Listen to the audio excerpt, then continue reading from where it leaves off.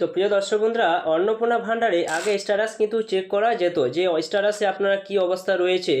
এখন বর্তমানে দেখা যাচ্ছে স্ট্যাটাসে কিন্তু সেই অপশানটা নেই, সেটি কিন্তু রিমুভ করে দেওয়া হয়েছে। সরকারি যে সমস্ত অফিসার রয়েছেন যারা এই ডিপার্টমেন্টে কাজ করবেন তাদের জন্য কিন্তু এই এই অপশানটা কিন্তু রয়েছেন, কিন্তু পাবলিকের জন্য এই অপশানটা কিন্তু রিমুভ করে দেওয়া হয়েছে।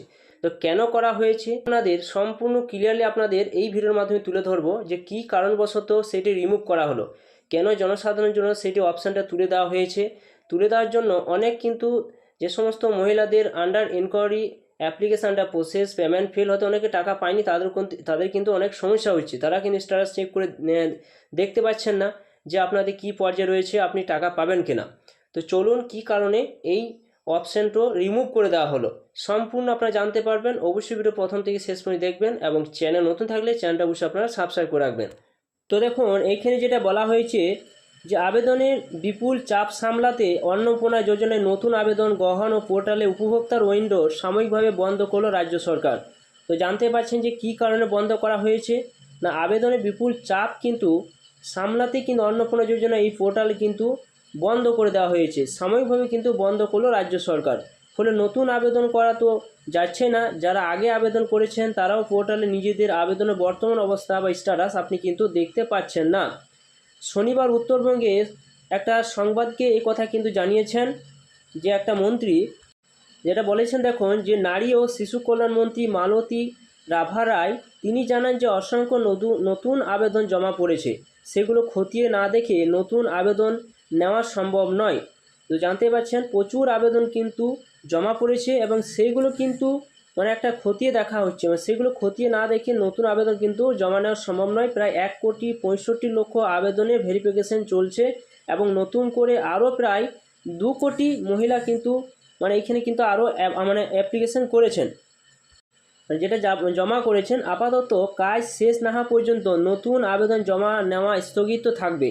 তবে তিনি আশ্বস্ত করে জানান, তো জানতে পারছেন যে প্রায় 2 কোটি মহিলা কিন্তু এখন আবেদন জমা পড়েছে, সেই কারণবশত কিন্তু এই সাইটটা কিন্তু স্থগিত করে দেওয়া হয়েছে, অর্থাৎ সেটি কিন্তু রিমুভ করে দেওয়া হয়েছে। কিন্তু তিনি কি বলেছেন দেখুন, যে তিনি আশ্বস্ত করে জানান যে যোগ্য মহিলারা সরকার ঘোষিত 3,000 টাকা অবশ্যই কিন্তু তারা পাবেন। যেটা বলা হয়েছে যে আগামী 30শে আগস্ট পর্যন্ত এই যোজনায় আবেদনে গ্রহণ সময়সীমা কিন্তু একটা বেঁধে দেওয়া হয়েছে। তো জানতে পারছেন যে নির্ধারিত সময়ের আগে আচমকা কিন্তু আবেদন প্রক্রিয়া বন্ধ হওয়ায় বিপাকে পড়েছেন কিন্তু রাজ্যের বহু মহিলা। সরকারি দপ্তরের যে ওয়েবসাইটে রয়েছে, যে সরকারি দপ্তরে কিন্তু যোগাযোগ করে কোনো স্পষ্ট কিন্তু উত্তর কিন্তু মিলছে না সাধারণ মহিলাদের যারা আবেদন করেছেন। কিছুদিন আগে মুখ্যমন্ত্রী শুভেন্দু অধিকারী কিন্তু তিনি জানিয়েছিলেন 30শে আগস্টের মধ্যে যোগ্য মহিলারা এই সুবিধা পাবেন। হঠাৎ করে নতুন আবেদন নেওয়া বন্ধ করে দিল সরকার। শুধু তাই নয়, আগে সোশ্যাল সিকিউরিটি পোর্টালে সাধারণ আবেদনকারীরা লগ ইন করে যে স্ট্যাটাস দেখতে পারতেন সে উইন্ডোটি তুলে নেওয়া হয়েছে।